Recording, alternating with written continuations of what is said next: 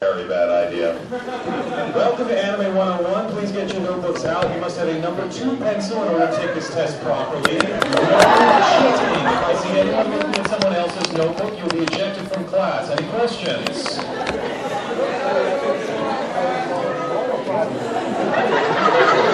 Yes, you may go to the bathroom, just not in your seat.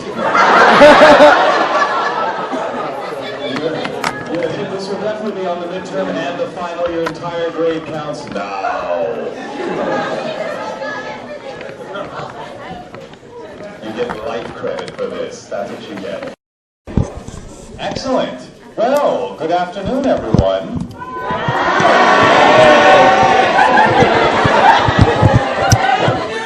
That was a little sleepy. That was a little bit of a good morning, but that's okay. Good to see everyone here. Wow, the audio's a little distorted. Is there any way to clean that up? Is there a control for the audio somewhere? Oh, looks like there's a control right there.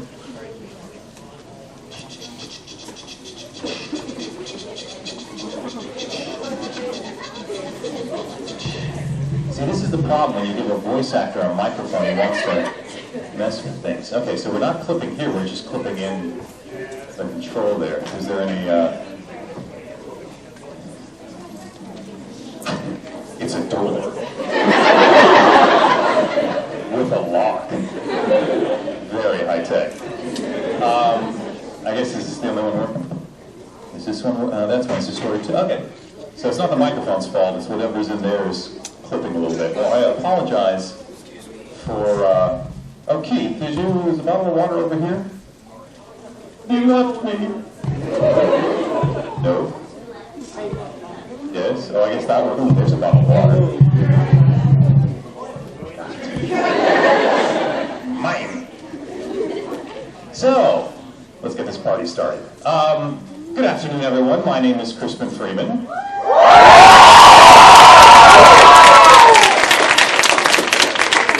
Don't tell anyone. Trying to keep it on the down low, okay? My name is Crispin Freeman. It's a pleasure to see you guys here. I apologize for the distortion in the sound system. Maybe we can solve that. We're working on that. Okay. Hopefully we can solve that and make it sound a little clearer. I must, sound snob, voice actor. Part of my profession. I'm here to answer whatever questions you might have about voice acting and whatnot. We call this my Q&A panel, where I'm here to answer your questions. I will just let you know that I'm willing to answer, whatever questions you want to ask. However, I have a certain agenda sometimes with questions. The things I like to talk about most are either why we like these stories so much. Most of you, or some of you, may know that I am a mythology scholar and I do presentations on mythological storytelling in animation and films and video games and whatnot, which basically comes down to why do we get so obsessed with these stories, why do you dress up as the characters, all sorts of things like that. So I am more than willing and happy and excited to talk about mythology and storytelling and all that good stuff. I also like to talk about what it takes to work in the industry. Some of you may be aware that I also run a podcast on voice acting. It's called Voice Acting Mastery. It's at voiceactingmastery.com. Original, I know. And I've been running the podcast now for like 2.5 years.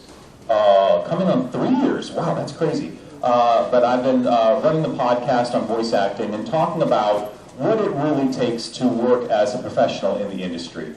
I like, for those of you who are interested in getting involved in the industry, as a voice actor or as any other position, writer, director, creator of any stripe, I like to talk about that. So those are my 2 favorite things to talk about, how to work in the industry and mythology and storytelling. But I will now open up the floor to you, since you are the ones who are asking the questions. We'll start in the back there. I have 2. 1, what was it like working on Young Justice, and can I give you a present? If I don't answer the first question, I don't get the present, right? Is that how this works? It was enjoyable working on Young Justice. It was sort of like voice acting. It's a common question that people will ask me. They'll say, what was it like working on this show? And it's like, well, it was sort of like voice acting. When I go in and I try to play a part to the best of my ability. The difference on Young Justice was that we were working, it was a domestic animated series, which means that unlike most voice acting, we recorded all of us together in the room at the same time. So it was done sort of like a radio play. That's not the case with anime, where we record everybody separately, one at a time. It's not the case with video games, where we record separately everyone one at a time. And it's not even the case with like celebrity animated movies, where usually they can't get all the celebrities together at the same time, so they all record separately. If you remember in the first Madagascar film, there's a funny scene where all the characters sing Happy Birthday to Chris Rock's zebra character. And they all do it as like little snippets. Happy birthday to you, happy birthday to you, right? And like, oh, that's all funny. Well, no, they had to do it that way because they couldn't possibly get all the celebrities in there at the same time. So they all recorded the song separately, and then they just took snippets of it and made a joke out of it. So the nice thing about Young Justice is that for the most part, unless somebody had a conflict, we were recording together. So I would be in the studio with the people playing all the different voices, which is fun because you get to work off the other actors and you get to sort of hear what they're doing, which is also cool. And I also got to work with my friend Greg Weisman, who was the producer, writer and producer on Young Justice. You may know Greg from Gargoyles, the animated series. Yes, very cool series. So Greg was the head producer on Gargoyles back in the day, and we had met at a convention, and he had been eager to use me in different animated shows. And the first one we were able to work on together was the Spectacular Spider-Man animated series. Yes, where I played Electro, which was a lot of fun. And then Young Justice, where I got cast as Speedy Red Arrow Guardian, pick your clone of choice. So yeah, so that was fun. And yes, you may give me a present as long as it, you know, doesn't... Okay, good. I just have a time on it. Thank you, that's very kind of you. Oh, you want me to open it too? Wow. That means I have to like put things down. All right, here we go. What do we got? It's food. It's a duck. It's the other two that I gave you at MetroCon. Oh, there you go. Well, thank you. It's a red arrow duck. Hey, thank you very much. Oh, thank you very much. Okay, sounds good. Yay! Duck, duck, duck, duck, duck, duck, duck, duck, duck, duck, goose. Okay. There we go. You can lord over the microphone for right now. All right, I think we have some questions in the front here. Yes, ma'am. Okay, I have two questions for you. The first is, would you like a mani-pedi or a shave and a haircut? Would I like a mani-pedi or a shave and a haircut? I'll go for the mani-pedi. Yeah. Absolutely. What is my liquor of choice? Wow, that's a good question. I don't drink that much. My mom introduced me, she was very much a Scotch drinker, and so she introduced me to very high quality single malt Scotch, which I've always had a penchant for. Although I don't really drink Scotch that much anymore. I like absinthe. Absinthe is wonderful. Yeah, I think it might be. It probably would be absinthe. And a friend of mine introduced me to Hendrick's gin, the cucumber gin. So yeah, I think it'd be sort of a toss-up between Hendrick's gin and absinthe. And I do have a soft spot in my heart for Saint Germain, the elderflower liqueur. So yeah. Maybe a drink combining all three of those would be fantastic. And psychedelic. All right. You, sir. Me? Yes. Out of all the characters you've ever voiced, what character is your favorite? Like absolute number one favorite? Yeah. I don't really think about it that way. When people ask me what my favorite character was to play, I usually cheat, and I give two answers. One is Tsume from Wolf's Rain. I really enjoyed working on that. And Prince Turnip from Howl's Moving Castle.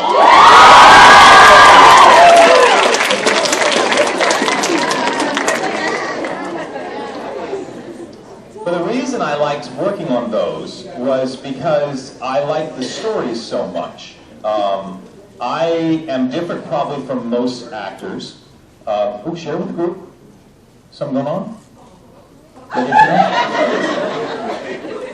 It sounds good. I want to know about it. No? Okay. Most actors like to play characters just because they like the character. Like they're so invested in the character, or they think the character is so interesting that they want to play that character. I'm a little different. I tend to get obsessed with the story. And I would much rather play a smaller character in a really good story than the main character in a story that was no good, right? Oh, I really love this character, but the story's crap. I know, and nobody wants to watch it. You know, so like when you look at a character like Tsume from Wolf's Rain, he's dark and brooding and growly. I play dark and brooding and growly characters a lot. It happens from time to time. So it's not as if Tsume is some sort of like amazing stretch for me. But the show, Wolf's Rain, is so amazing that I am quite happy to be a part of that show and work on that show. So, and also, it was the opportunity for me to work with artists that I admired. When I was in New York City and planning to come to LA, I saw the Cowboy Bebop dub.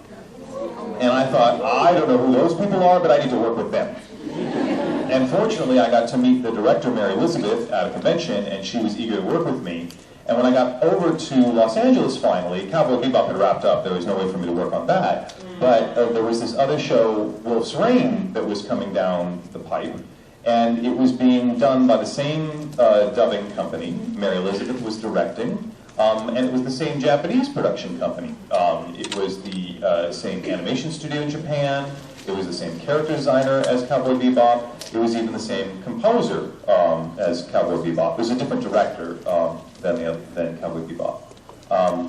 Again, I'd love to know what's so interesting. Please tell me.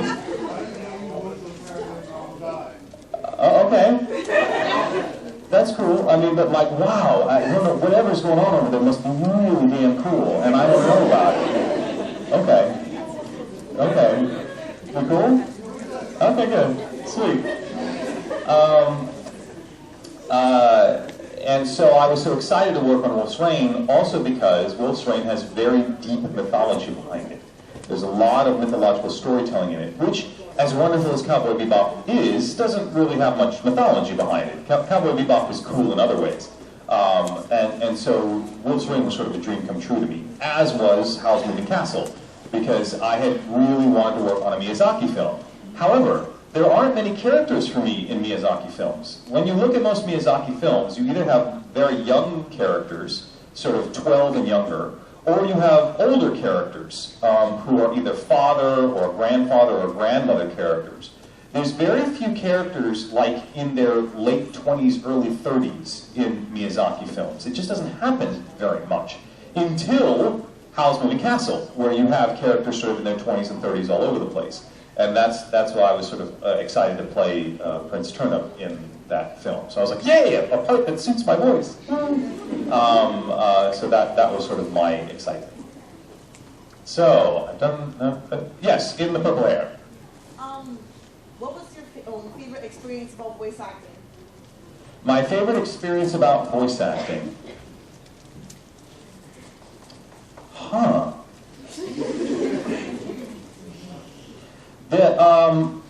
I'm not sure if there's one favorite experience. I think I like it when it swings. What I mean by that is when we get a performance just so, and it's so good that people respond to it emotionally,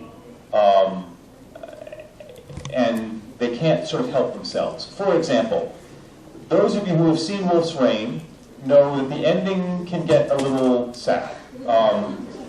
Just a little. I won't reveal any spoilers, but some stuff goes down at the end of Wolf's Rain.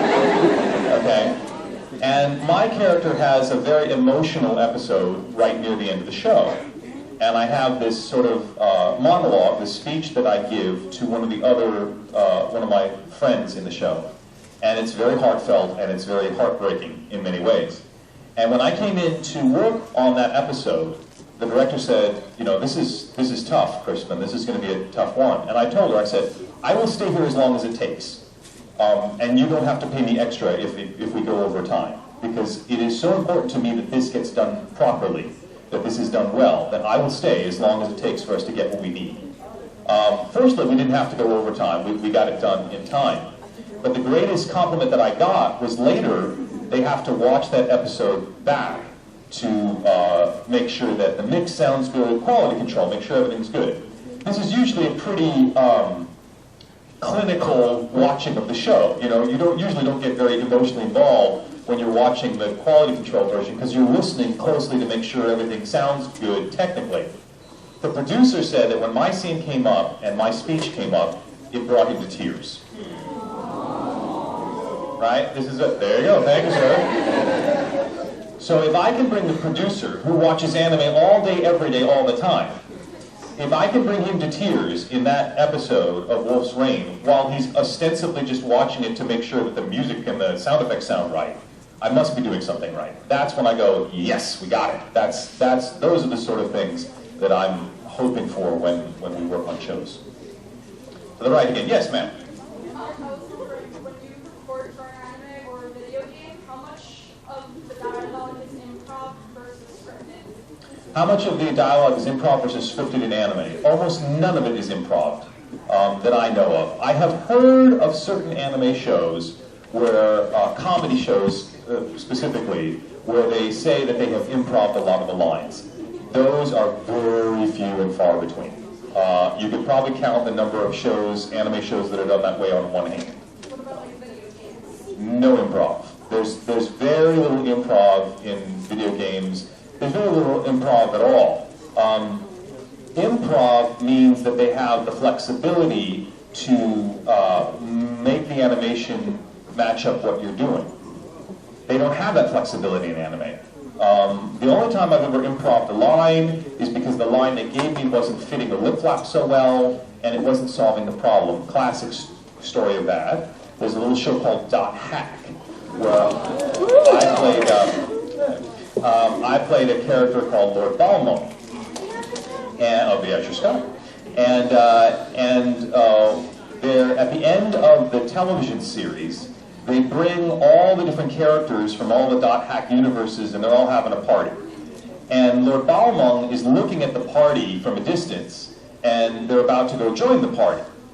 And the line was, you know, this party's really swinging. I mean, it was some strange, awkward line. And I looked at the producers and I said, what is this line? This doesn't sound like Lord Balmong. And they said, oh, well, he's trying to be cool and hip, but he's really dorky. And so we wanted to come up with a line that was sort of hip but dorky. I said, oh, I got one, roll it. You know, and we get 3 beeps, and then we have to speak, and it goes beep, beep, beep. This shindig is the bomb diggity.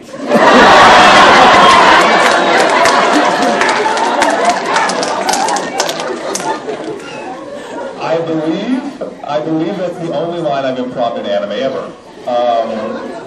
But it matched lip flap, and so we went with it. But no, very, very rarely do we improv anything. There are certain shows, animated shows, that survive on improv. Something like, there's an old show on Cartoon Network called Home Movies that I'm very fond of.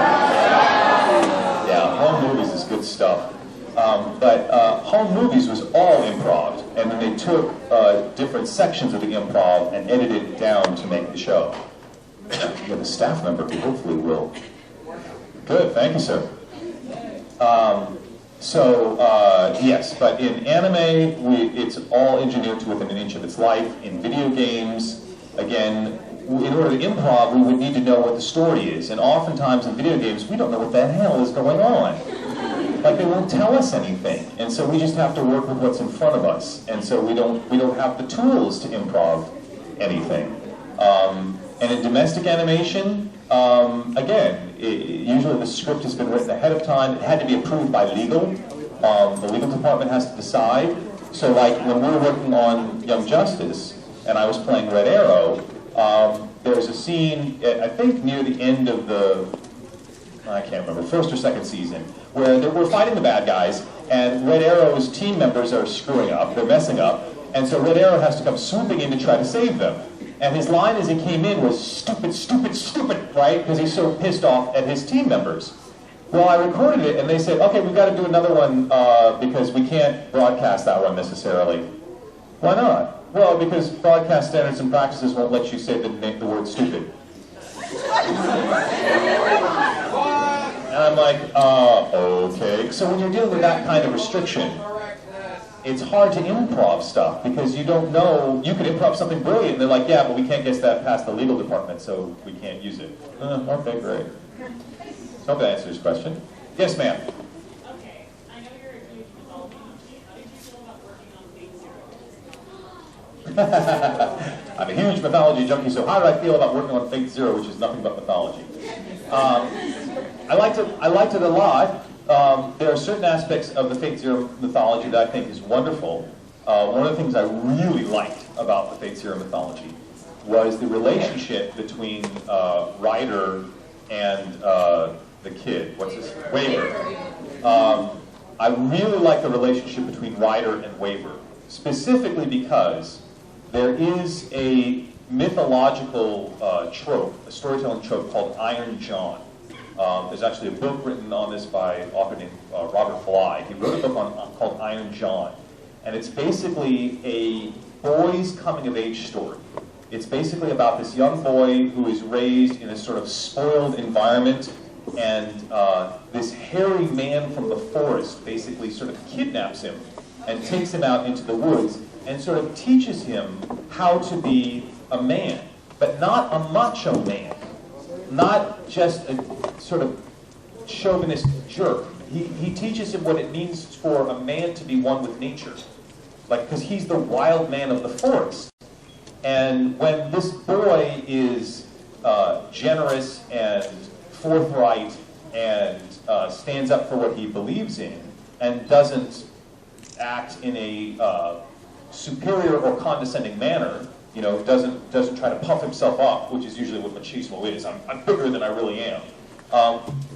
When he acts in a humble way, the wild man gives him all of these boons. When he acts in a cocky and stuck-up way, nature basically abandons him. So it's this really cool mythology that is rarely told about. And that's the story of Waver and Ryder. Ryder is this big, sort of hairy wild man, and he's going to teach Waver what it means to be a man in the best sense of the word. What it means to be a sort of mature, masculine person. So I love that. There are other parts of the story that confuse me a little. Like the character that I play, who is a Jesuit priest with a wife.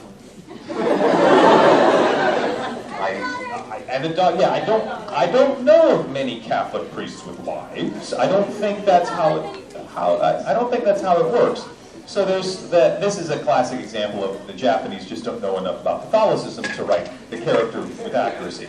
And Gilgamesh, who is blonde and, you know, fair-skinned and white, yeah. He's the king of Mesopotamia, the ruler of Uruk, the daughter of the lady wild cow Ninsung, 2/3 a god, 1/3 a man, and he's as white as the day is long. Little odd there, fine. Cool that, you know, he has, that his battle stuff is actually Sumerian. They actually went to the original Sumerian for some of his battle stuff, so that's cool. So there's some things in it, also that King Arthur is a girl. See, I could be really down with that if they had decided to do that for storytelling reasons. But they didn't. They decided to make her a girl for video game reasons. They thought that the main character would be more appealing to a male gamer if the character were female. So I go, well, okay, but then that creates all sorts of complications in the mythology of King Arthur that you're probably not going to address. If you're going to say King Arthur was a woman, cool. Then there's a lot of stuff you need to sort of redress. So what's the problem? Can I see?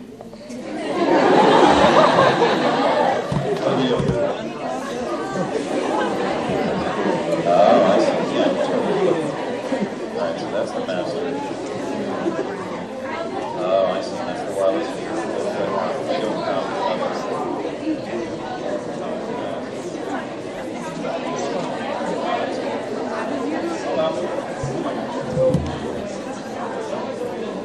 All right. So, unfortunately, it's like a IC system, and there's no way to change the input gain level. Give me a soldering iron, and I'll fix it. Yes, I would love the idea of someone saying, let's take King Arthur and make her a woman, but then you have to deal with the mythological implications of that, and I don't feel like they really did. And so that's a shame, because it's a missed opportunity. You know, it's an opportunity to retell the story in a new and interesting way, and they didn't really take advantage of that, I don't think. And so that leaves me a little confused.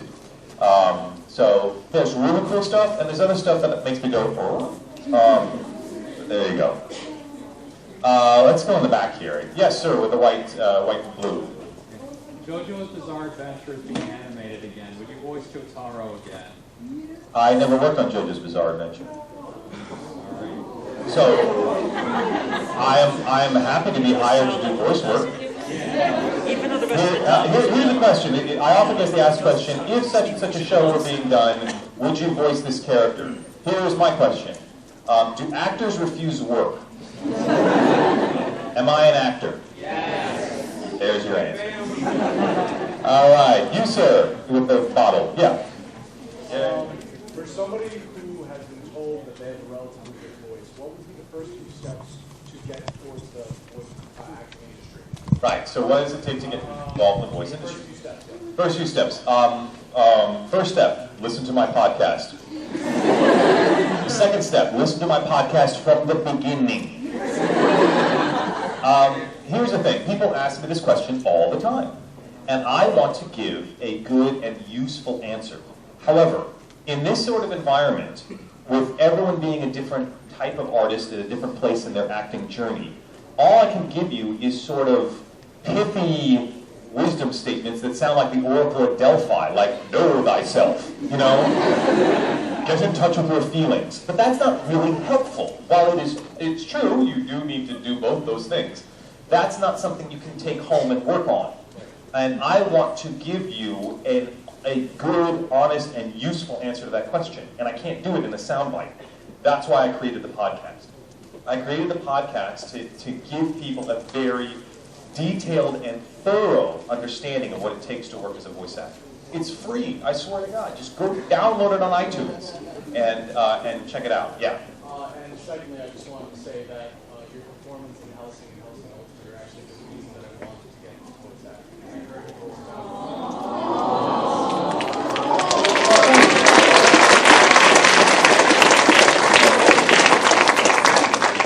That's very kind of you, and I appreciate that greatly. That's a big honor. Later, I guess we're going to have a little autograph session later. I do have cards for my podcast, so if you want to take one of the cards, you're totally welcome to. There's a free download on the website and whatnot. But honestly, check out the podcast. There's interviews. There's all sorts of great stuff that will help immensely. You, sir, in the middle.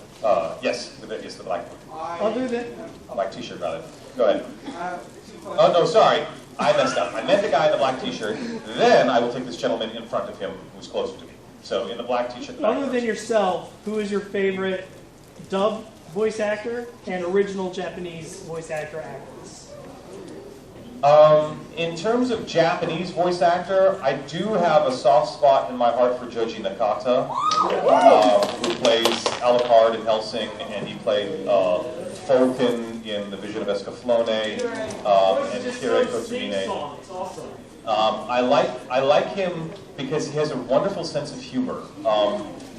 The show that got me started as a voice actor was The Vision of Escaflowne. When I saw that show, I thought, I need to get into the industry. I've got to work on that show. And there was a behind-the-scenes interview with some of the voice actors, the Japanese voice actors for Escaflowne, and when Joji Nakata came for the behind-the-scenes thing, he actually painted the tear that Fulkin, his character, has on his face. So you can imagine like a stately Japanese man, probably in his 50s by this point, with a little blue tear on his cheek. I mean, that's adorable, right? I mean, that just makes me laugh and giggle in so many ways. And so I've always thought he's had a great sense of humor, and I really respect his work.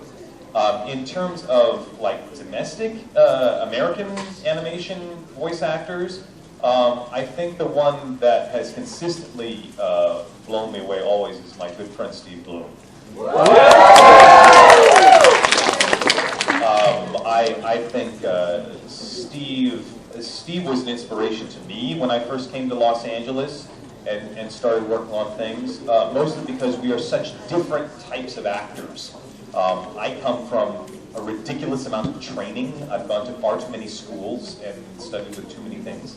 And Steve has had no training whatsoever formally. All of his stuff he's learned on the job, behind the scenes, working on stuff in production capacities. Excuse me. And Steve has a wonderful, playful, jokestery quality to the things he can do. He can also get deadly serious when need be. Wolverine is case in point. But his Spike Spiegel really, that's when I went, who's this guy? And what is he all about? Because I want to work with these guys. And there was actually a show, one of the first shows we ever worked on together was Cosmo Warrior Zero, which lives, for those of you who may or may not know, in the sort of Leiji Matsumoto universe of Captain Harlock and all that world. And so Steve was actually cast as Captain Harlock, and I was Cosmo Warrior Zero. And there's an episode where the two of us are in a bar, and I swear to God, it's 15 minutes of us just complimenting each other on how cool the other one is. Well, Harlock, I really like the way you did such and such. Well, Zero, I like the way you did such and such. Well, I like that. Well, I like you. It was hilarious, and it was just a sort of mutual admiration society between me and Steve. So I admire his work a lot. You, sir. I have a question based on voice acting. Yes. What are some of the tips on laughing in character? Laughing in character, it sucks. It's really hard. Laughing when doing domestic animation is not nearly as hard as having to laugh on cue. You want to know sometime? Get a friend and have your friend count off 3 beeps. Beep, beep, beep, and then try to laugh.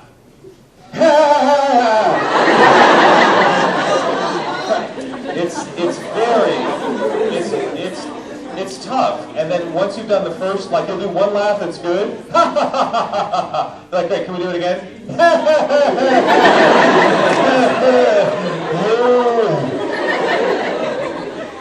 Laughing gets stale really quick, and so it's tough.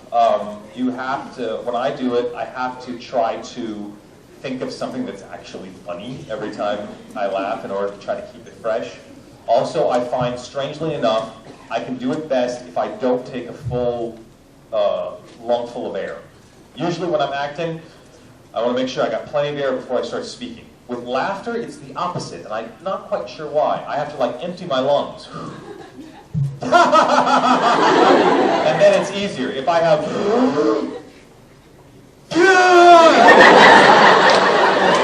I don't know why.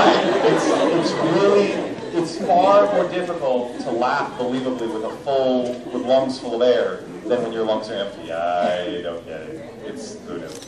You, sir, with the keys sort of thing.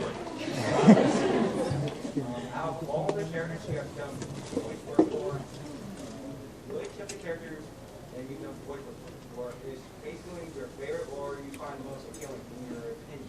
I've already answered that question. I hope you were here, but I answered that question, the gentleman over there, with the blonde waving his hand, he answered that. So it was Sume and Prince Turner. Lady in the back with the ears. What was your favorite line as Shizuru? As Shizuru, probably the one I improv'd as one of the outtakes, where there's 2 girls come up to him in one of the later episodes, and he turns and he goes, "You, 10 o'clock. You, 10:30, and bring a friend."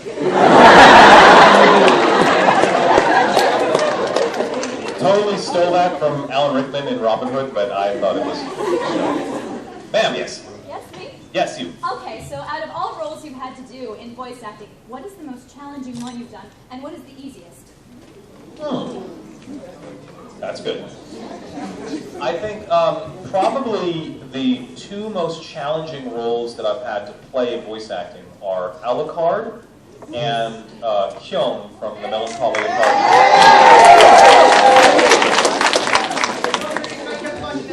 Oh, thank you.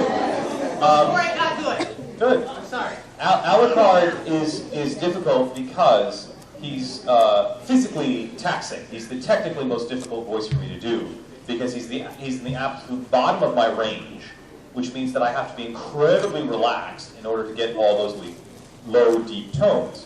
The problem is that he has to rip people's heads off. And when you rip people's heads off, it's not very relaxing, right? It tends to tense up the throat when you have to scream as you're ripping somebody's heads off. So I'm always walking this tightrope with Alucard of trying to keep him nice and low and big and deep and rumbly and you know what I mean? Not so relaxing. And so it's very stressful. Whenever everyone's like, isn't it great playing Alucard? I'm like, no. It's great for you guys watching it, and I'm glad you're enjoying it. But for me, I'm sweating bullets in the booth. There's a lot of pressure on me to do Alucard well. And so I'm stepping up to that microphone, and everyone's expecting me to hit a grand slam every time I open my mouth. No pressure, you know. And that's okay, because I want the show to be good. And so I'm willing to sort of put myself through that to make sure the show comes out well. But it's not relaxing, you know. It's not a vacation. It is hard work for me to be able to pull that off. The other one is Kyung from The Melancholy of Haruhi Suzumiya, which you may think is sort of strange, because Kyung is really not that far from my natural voice. He's not physically taxing. He's psychologically taxing. Kyung never shuts up, and he has to sound incredibly casual and relaxed. This is very difficult to do with beep, beep, beep, what? You know, like with beeps and everything else. And then he has his outside voice and his inside voice. And to do his inside voice, I literally have to get so close to the microphone that you can hear every clap, oh my God. So I have to be in this really focused place psychologically to play Kyung. And so it's mentally exhausting, if not physically. And when we were doing the movie, The Disappearance of Haruhi Suzumiya, which is basically Kyung's Hamlet, he doesn't shut up for 2 hours. It took us 45 hours of me in the booth to record that 2-hour movie. Now those 45 hours had to be stretched out over an entire month because I could never record more than 4 hours in any one day.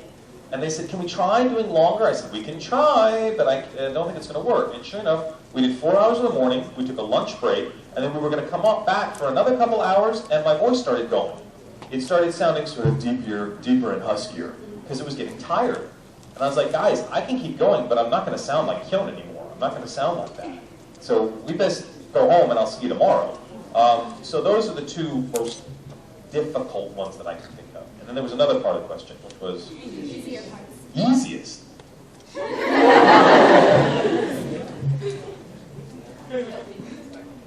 Ironically, the manic characters are sometimes the easiest.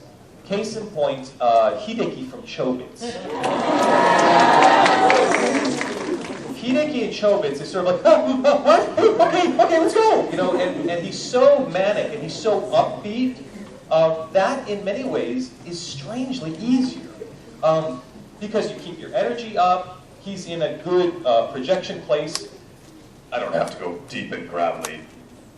I can be in this sort of nice, a good singing place almost for Hideki.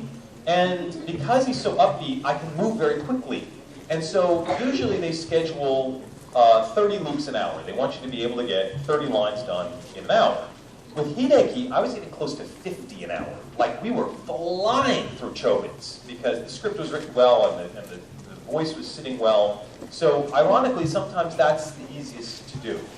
If you ask a singer, they will tell you it is much easier to sing loud than it is to sing quietly. that singing quietly takes a lot more breath control and a lot more support.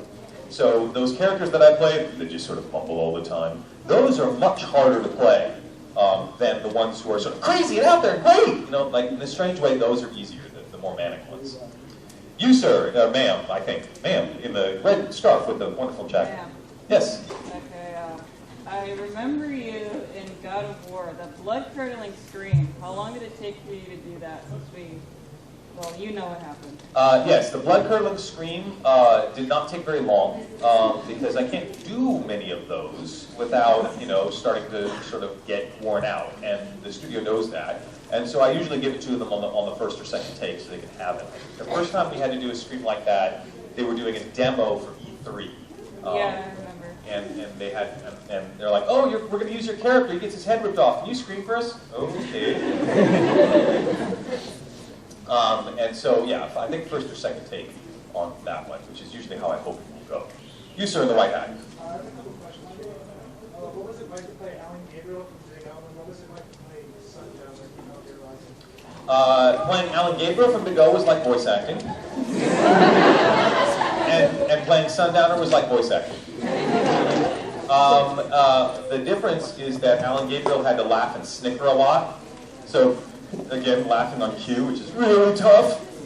So that was a little stressful. The difference, I guess, with Sundowner was that I was surprised that the director, who I'd worked with a lot, Chris Zimmerman, who does all the Metal Gear Solid stuff, Chris for Metal Gear Rising Revengeance, for Sundowner, she wanted me to play him with this crazy, outrageous Texan accent, you know, back where we're back in 9/11. And I'm like, you want him that big? Yeah, well, that big. Okay. So that's how big we did it. So I was surprised at the size that she wanted, but then when I saw the character, I went, oh yeah, he's big. Okay, we'll go with that. You, ma'am, in the hat. Yes. Oh, be generous. There's lots of people with questions here. We have a limited amount of time. First off, have you seen Attack on Titan? I have not seen Attack on Titan yet. I know. Don't spoil it for us. That's all right. I'm busy. There's lots of things I need to watch. But yes, that's on my list. I need to see Attack on Titan. The other two questions have to do with... Oh, sorry. All right. Yes, ma'am. Oh, sir. Okay, I'm going to pass to him. I see how it is. What is your most recent anime? Like, do you have anything good right now? The most recent anime that's out, that's been finished, is probably Fate Zero.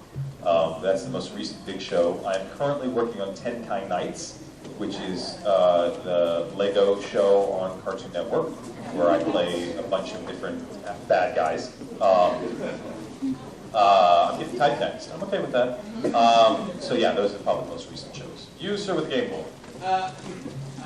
Yeah, Crispin, you've been on a lot of anime and other projects out there. What is the one that you worked on that you enjoyed that not many people may have heard of, or you know, one that you were really proud of how your voice turned out, but you know, are kind of disappointed that nobody's really seen it?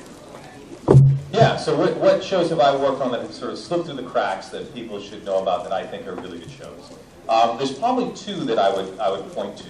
One is a show called Scrapped Princess. Yeah, I directed Scrapped Princess and played one of the main characters in it, and I think that I really slaved very hard on that dub to make it really good. And I think Scrapped Princess came out really, really well.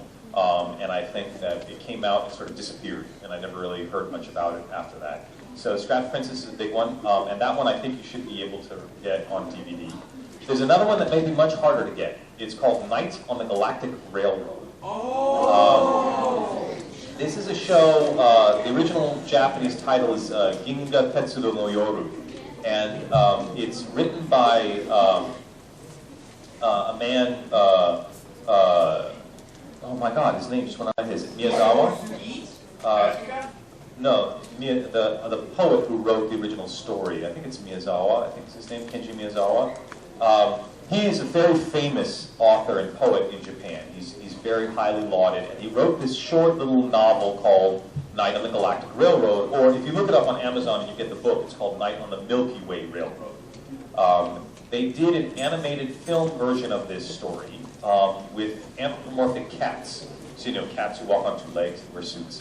Adorable. And it's a story about the afterlife. A young boy who's teased by his classmates at school goes off onto a hilltop and falls asleep, and a magic train comes down from the sky, and he gets in the train and goes flying through the universe on this train. For those of you who know Galaxy Express 999, Yes! This is where Galaxy Express comes from. It's inspired by Night on the Galactic Railroad, which came out long before Galaxy Express 999. When he's on this train, this young boy, he meets a bunch of people on the train, and as the time goes on, he realizes that the people on the train are all dead. They're actually spirits. They're people who have died, and their spirits are on this train journeying through the universe with him. And then he meets one of his friends. So what does that mean, right? And so it's this really sort of heart-wrenching story about what is the afterlife about, what is the universe all about. Miyazawa, the author, was an amazing person because he tried to synchronize all sorts of different religious traditions along with science. He had this real penchant for science. And in Night on the Galactic Railroad, he talks about something called the coal sack in space, right? There's this sort of black hole in space that he calls a coal sack. Now he imagined this idea of a black hole a good 10, 20 years before Niels Bohr and all the theoretical physicists and Heisenberg and the rest of them came up with the idea of a black hole in Copenhagen. So here's a poet who's coming up with this sort of scientific idea before the scientists were. So Miyazawa was tapped into something. There was something going on. He died at a very young age, which is quite sad. But Night on the Galactic Railroad was an animated movie in the 80s. We did it for Central Park Media. It was released on DVD. I adapted the script for it. I poured a lot of energy into that, and I played one of the characters in it. It's a beautiful film. However, it is very slow and meditative. So if you are able to get a copy of it, don't watch it when you're tired, because you will fall asleep. But it is one of those beautiful, magical fairy tales that come from another time. And I really like that. So Night on the Galactic Railroad and Scrap Princess. You, ma'am, in the wonderful pale blue with the white. What was it like working on Howl's Moving Castle? It was sort of like voice acting.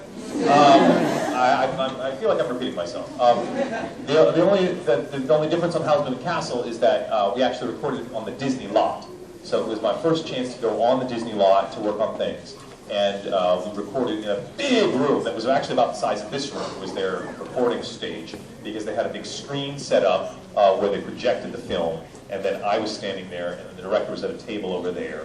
And so it was a whole big setup.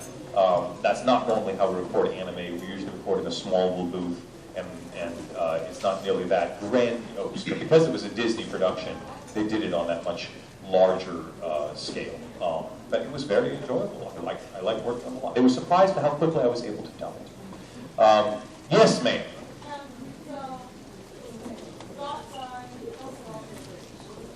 Thoughts on Hellflint Ultimate Bridge? Oh, you know. Bitches love cannons.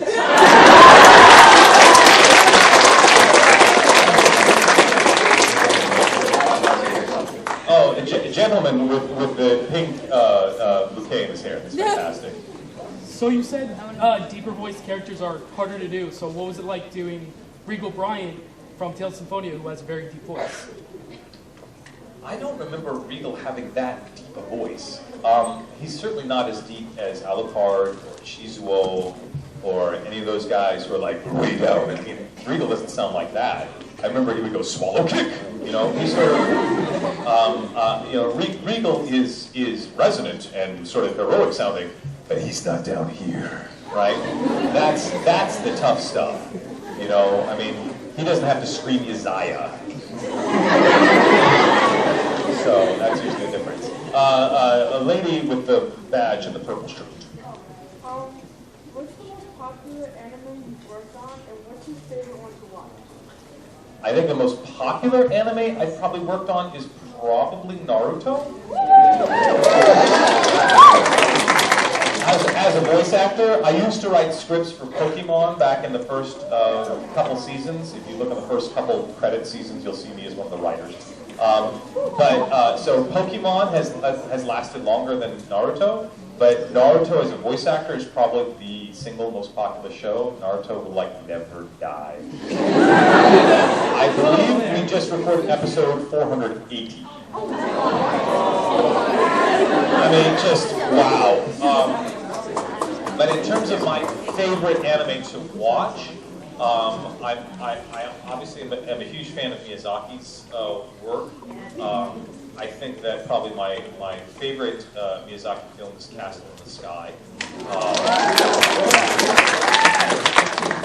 I'm quite fond of that. And also another Studio Ghibli film that I'm fond of, which Miyazaki did not direct, is The Cat Returns. The Cat Returns is awesome. So yeah, those. And in terms of TV series, I don't know. I haven't watched. I mean, I still love Escaflowne. It's still such an amazing show. All right, you, ma'am, in the center. Well, hold on. I caught her off guard. In Utena Revolutionary Girl, you play Sogo. How do you feel about his character, and what is your favorite line? My favorite line is Toge is, "Oh yes, you certainly lit the fire in my heart." When we recorded that was like the second anime show I had ever worked on. And when they showed me the script that said, "Oh yes, baby," I was like, "Oh no!" I was like, "That is not what he said." Play me the Japanese. And he's like, "Suta potato, baby."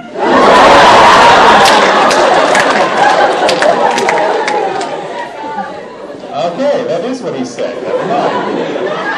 That's what we're doing. Got it. I think Revolutionary Girl Utena is possibly one of the most original shows I have ever seen. Even to this day, it amazes me. I haven't seen many shows that can touch Utena in terms of originality and in terms of female hero journey. I haven't seen anything, actually, which is why it's sort of core of my mythology presentations on female hero journeys. I have a series of presentations, animation mythology presentations, and one of them is called Mystics, Priestesses, and Warrior Women. And it's all about the female hero journey and the different female hero journeys that are available in Japanese animation, that are unavailable in domestic animation. And Revolutionary Girl Utena is got every different archetype in one single show. And so I think that TV show is amazing. I think the film is astoundingly, wonderfully confusing because it is just a wonderful metaphor, and I try to unpack the film in my presentation so that people can say, what the hell was going on in that film? Because there's some really brilliant stuff going on there. But yeah, I think Utena overall, I have yet to see a story that is that sophisticated in dealing with the female psyche and what the female psyche needs in order to self-actualize. I don't know of any. I'm having a hard time coming up with any show that comes close to that, except maybe Escaflowne. Escaflowne comes close, but Utena is mind-blowing in that regard. You, sir, with your hand up, you were holding your hand. Yes? What are you currently not working on that you would like to? I would love to work on Tokyo Godfathers. For those of you who don't know, Tokyo Godfathers is based on the original Western, The Three Godfathers, where three cowboy outlaws discover a baby in the wilderness and decide to adopt it and try to take care of it. So it's an original Western, and then they updated it and did it as three homeless people in Tokyo who find a baby and have to take care of it. So they're Tokyo Godfathers instead of Western Godfathers.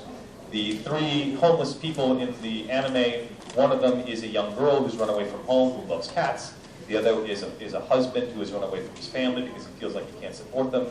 And the last is a 6'4" tall, cross-dressing guy, transvestite, known as Hana. And Hana is fabulous.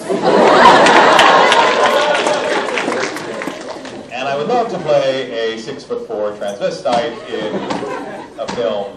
She comes up to a soup kitchen and goes, "Hello, I'm eating for two. Can't you tell I'm pregnant?" So yeah, I'd love to play Hana. but I don't think they ever did a dub of Tokyo Godfathers. Yes, sir, with the orange hair. Assume it's Reno. What was the most interesting you did that isn't kind of like voice acting? What's the most, say it again? That isn't kind of like voice acting. The most interesting thing I've done that isn't kind of like voice acting, that leaves it pretty open, like skydiving.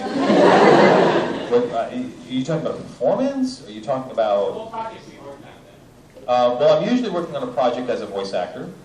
When I'm not working on it, I'm working as a director. And usually I end up voice acting in the shows I direct too. And then I script adapt things from time to time, but I usually don't script adapt something unless I'm directing it. So that sort of narrows the field. I don't know. The most interesting thing that I do that is not performance-based is my mythology scholarship, which I guess is performance-based because I perform my presentations. But my mythology scholarship is the stuff that I really get sort of passionate about. Yes, ma'am, the blue hair. How did it feel voice acting Itachi from Naruto? It sort of felt like voice acting.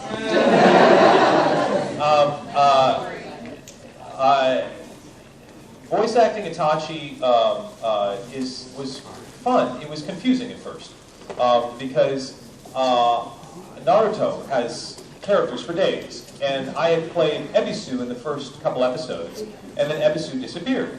And then I wasn't called for Naruto for felt like years. And then they called me up for this character, Itachi, and he doesn't show up until episode 80-something. And I'm thinking, well, he's not important. He only shows up in episode 80. And Mary Elizabeth, the director, had gotten all these enamel pins of all the main characters from the show, and she'd given out all the pins to Naruto and Sasuke and Sakura and Kakashi and everyone else. And she'd been hanging on to this Itachi pin. And I literally came to the studio and she was like, Pikachu, I choose you!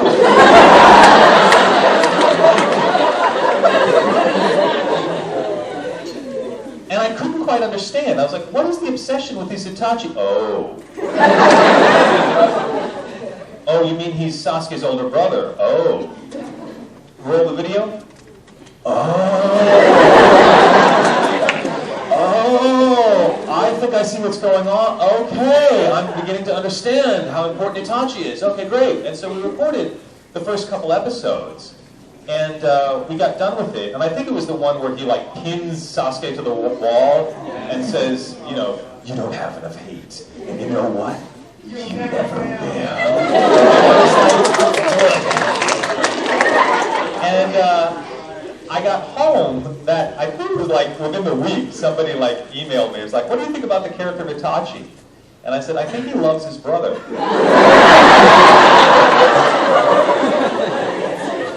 And they're like, no, he's a bastard, he's evil, he's nasty, he's so mean, blah, blah, blah. I think he loves his brother. I don't think you can focus that much on someone. I don't think you put that much energy. You can't hate someone you don't care about.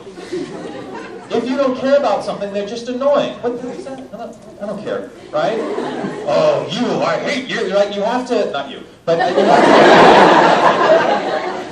you have to care in order to hate someone. And I was looking at what Itachi was doing, and I was like, he's not killing him. He's trying to make him tougher. I go, I think he cares about his brother. And everyone thought I was crazy. And then 2 or 3 years later, it comes out, oh my God, he cares about his brother. I'm like, called it.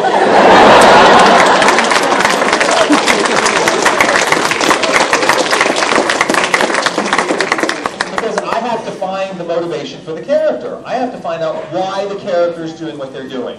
And I can't just play Itachi as some guy who's dark and mystical and, quick, be mystical. Right? Be mysterious. No, you have to know why he's doing it. And when I was looking at Itachi, the only thing I could come up with was he clearly must love his brother. He clearly has some deep wound that he's upset about. It'll probably come out later, but it's all about his brother, and that's enough for me to go on. And then as the details came out, I went, yep, called that, called that, called that. Oh, he killed everybody? Didn't call that.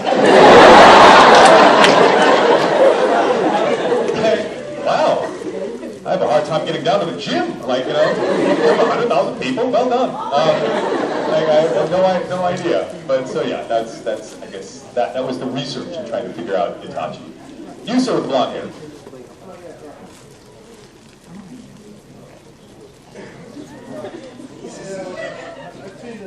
like the voice acting of the Korean version of Oldboy. I know you've seen the Spike Lee version. What's the thought on Oh yes, Oldboy. I did do the dub for Oldboy. Again, that was one of those films where I didn't even know what the film was about when they cast me. And we get about halfway through it and I go, what's going on? Oh, really? Okay, this is going to be interesting. So, I mean, it was a very dark and sort of scary film to work on. But I haven't seen the Spike Lee version. I don't really know anything about it. I'm always a little leery when they remake things because it is rare that they improve on the original. Who haven't I heard from? You, ma'am, in the front, and then we probably need to start wrapping up. How did I feel when Young Justice was canceled? Disappointed. You know, I thought it was sad because I liked working on the show, but it is a common practice now that the producers, and not Greg Weisman producer, I mean that Warner Brothers, the studios that pay to get these shows made, the studios decide that they don't need to do the show for more than 2 seasons because they're really thinking of it in terms of marketing, and they need to sell toys. And so they think, well, our demographic is 8 to 10-year-old boys, so that's 2 years. So there's no point in doing a show for longer than 2 years because no one will keep watching it. By the time they're 10, they're off playing Halo or doing something else. So they're not watching the show anymore, and so we can just cancel it. And so you'll see this happen a lot, where they'll start, especially in superhero shows, they'll start a show, they'll do 2 seasons, and they'll cancel it. Because then they'll just say, well, we'll just replay it, because then there'll be a new batch of 8 to 10-year-olds to watch it, so why do we need to keep the story going? I think it's short-sighted, but that's the way Warner Brothers and Sony and all these people like to do things. It confuses me. All right, last question. A lady there in the glasses. Yes. Oh, there's 2 ladies in the glasses. Oh, my God. Okay, great. In unison, sing it. Okay. The question we had was, who are your favorite people you've worked with? Directors, writers, actors, anything. General question. Sure. My Mary Elizabeth McGlynn, who I worked with on Wolf's Rain and on Naruto, and now on Tenkai Nights. She's a pleasure to work with. I usually end up working with directors more than other actors most of the time because we tend to record separately. But the times that I have worked with Steve Bloom, I love working with him. I got to work on Scooby-Doo and got to twice be the villain who got to say, I would have done it too if it weren't for you meddling kids.